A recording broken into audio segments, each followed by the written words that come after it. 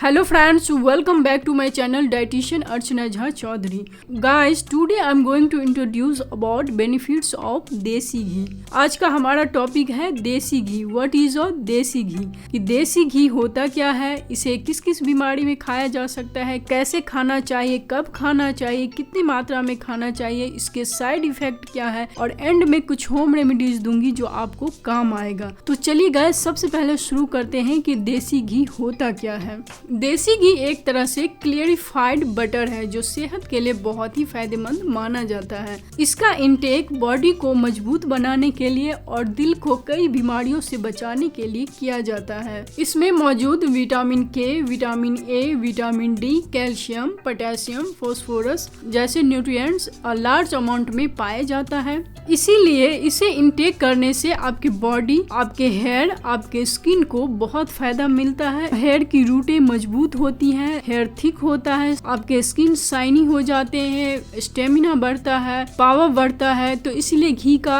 Seven करना, intake करना अच्छा माना जाता है. गाइस, देसी घी तैयार करने का जो मेथड होता है, दूध यानी कि मिल्क के ऊपर जो मलाई जमता है उसे जमा किया जाता है और उसी को फर्मेंट करके उसमें से घी निकाला जाता है यानी कि मक्खन निकाला जाता है और उसे फिर आग पर पकाकर उसमें से घी निकाला जाता है. इसके अलावा दूध से घी निकालने का और भी एक दो मेथड है, जैसे कि तो दूध को मशीन के द्वारा फिल्टर कर इसमें से सभी फैट को निकाल लिया जाता है और उससे घी तैयार किया जाता है. तीसरा मेथड होता है कि दूध को जमा देते हैं और उसको फिर फेंटते हैं यानी कि दही को फेंट कर उसमें से मक्खन निकाल लिया जाता है और उस मक्खन को आग में पकाकर उसमें से घी निकाला जाता है. तो यह होता है प्योर घी यानी कि प्योर देसी घी. बाकी और भी कई चीजों को घी के नाम से जाने जाते हैं, जैसे रिफाइंड तेल को भी काफी लोग घी बोलते हैं, डालडा को भी घी बोलते हैं और जो मूंगफली के तेल होते हैं, बादाम के तेल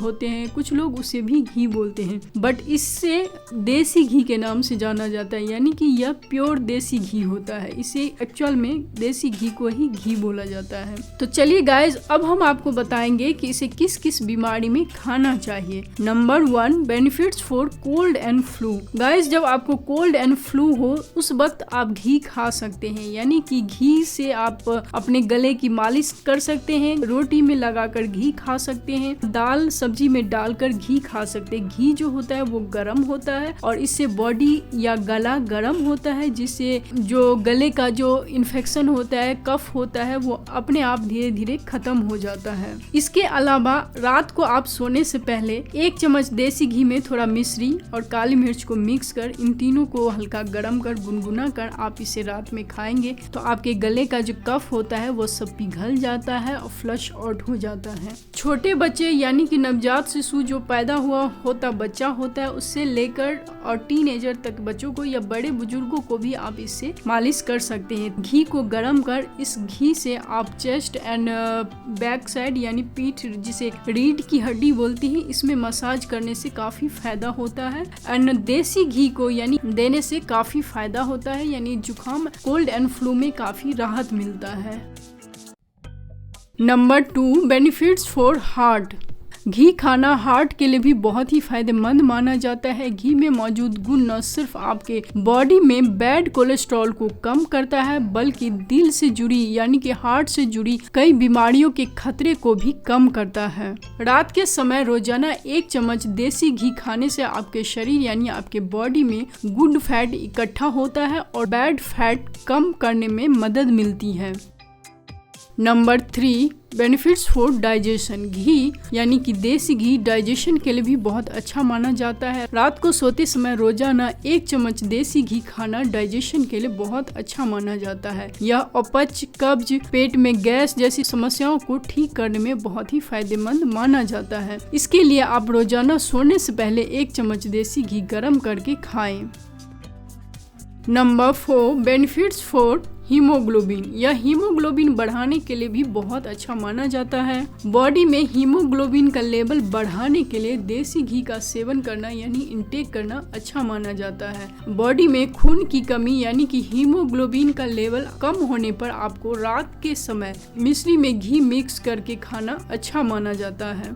रोजाना इसे इंटेक करने से हीमोग्लोबिन का लेवल बढ़ सकता है.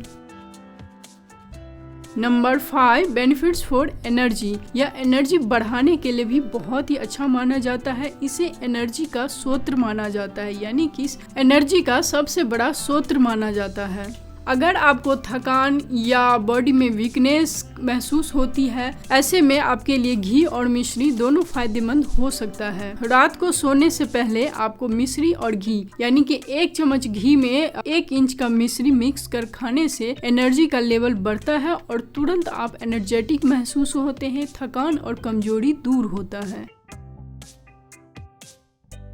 Number 6 benefits for ageing. Guys, यह एजिंग को कम करने के लिए भी बहुत ही अच्छा माना जाता है। इसमें पाया जाता है एंटी माइक्रोबियल और एंटीऑक्सीडेंट क्वालिटी पाई जाती है, जो हीलिंग का बहुत अच्छा काम करता है। इससे आपका स्किन हील होता है और आपके एजिंग को कम करता है। Number 7 benefits for swelling. यह स्वेलिंग को कम करने के लिए भी बहुत अच्छा माना जाता है। इसमें पाया जाता है घी में ब्यूटायरेट नाम का एक फैटी एसिड पाया जाता है, जिसमें एंटी इन्फ्लेमेटरी क्वालिटी पाई जाती है, जो आपके स्वेलिंग को ठीक करने में मदद करता है। Number 8 benefits for hormone increase. Guys, यह हार्मोन को इंक्रीज करने के लिए भी अच्छा माना जाता है। यह मेल एंड फीमेल दोनों के लिए अच्छा माना जाता है। दोनों को हार्मोन को इंक्रीज करने के लिए इसे बहुत ही अच्छा माना जाता है। इसीलिए फीमेल हो या मेल हो, सभी को थोड़ा बहुत घी जरूर खाना चाहिए। प्रेग्नेंट लेडी को भी थोड़ा बहुत घी खाना चाहिए एंड लैक्टिंग वीमेन को भी देसी घी खाना चाहिए। यह बॉडी को मजबूती देने के अलावा या बोन्स को स्ट्रॉन्ग बनाने के अलावा मिल्क प्रोडक्शन में भी मदद करता है। Number 9 benefits for joint pain and bone. देसी घी खाने से हड्डियों में मजबूती तो आती ही है, साथ ही जॉइंट पेन में भी बहुत ही आराम मिलता है। रोटी के साथ तो आप खा ही सकते हैं, दाल में डालकर भी खा सकते हैं और चावल में डालकर भी खा सकते हैं, बट ध्यान रखें कि इसका मात्रा बहुत कम होना चाहिए। इसके अलावा आप रात को सोने से पहले दूध में 1 चम्मच घी डालकर पीने से आपके सारे जॉइंट पेन आराम हो जाएंगे और उसके आसपास यानी जॉइंट के आसपास जो सूजन होता है वो भी ठीक हो जाएगा।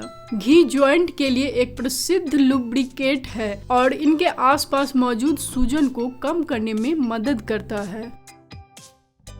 Number 10 benefits for physical stress. यह फिजिकल स्ट्रेस को भी कम कर सकता है। अगर आप बहुत थके हुए हैं, बहुत थकान महसूस करते हैं, वीकनेस महसूस करते हैं, सुबह से काम करते करते इवनिंग तक आप बहुत ज़्यादा थक जाते हैं, रात तक बहुत ज़्यादा थक जाते हैं, तो आपको 1 गिलास दूध में 1 चम्मच घी मिक्स कर पीने से आपके सारे थकान दूर हो जाएगा, आपके सारे स्ट्रेस, आपके सारे टायर्डनेस ठीक हो सकती है और इससे आपको नींद भी बहुत अच्छी आएगी।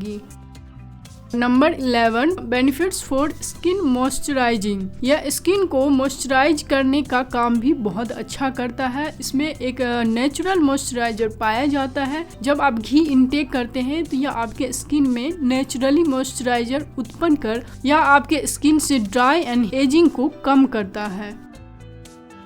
Number 12 benefits for nervous system. यह नर्वस सिस्टम के लिए भी बहुत अच्छा माना जाता है। घी में न केवल मस्तिष्क में सेंट्रल नर्वस सिस्टम को प्रभावित करता है, बल्कि आंत में एंट्रिक नर्व सिस्टम को भी प्रभावित करता है। घी में कई ऐसे विटामिन और खनिज यानी कि मिनरल्स पाए जाते हैं जो आंत में यानी कि इंटेस्टाइन के स्तर को रेगुलेट और मरम्मत करता है। गाइस, अब आप जानेंगे कि इसे कैसे खाना चाहिए। गाइस, खाने का 2 से 3 तरीका है। रोटी में लगाकर खा सकते हैं, दाल में डालकर खा सकते हैं, या फिर आप रात को दूध में ऐड करके खा सकते हैं, या फिर अगर कोई दिक्कत हो यानी कि सर्दी जुकाम हो या कोई भी प्रॉब्लम, जिन टॉपिक पर मैंने इस वीडियो में बात की हुई है उससे संबंधित अगर कोई समस्या है तो इसमें इसके बताए अनुसार ही आप इसे इनटेक करें। कितनी मात्रा में खाना चाहिए? 1 से 2 2 चम्मच खा सकते हैं। बट ध्यान गाइस, देसी घी में फैट ज्यादा होता है, यानी कि एनर्जी ज्यादा होता है, कैलोरी ज्यादा होता है, जिससे आपका वेट बढ़ने का चांस होता है। वेट बढ़ने के अलावा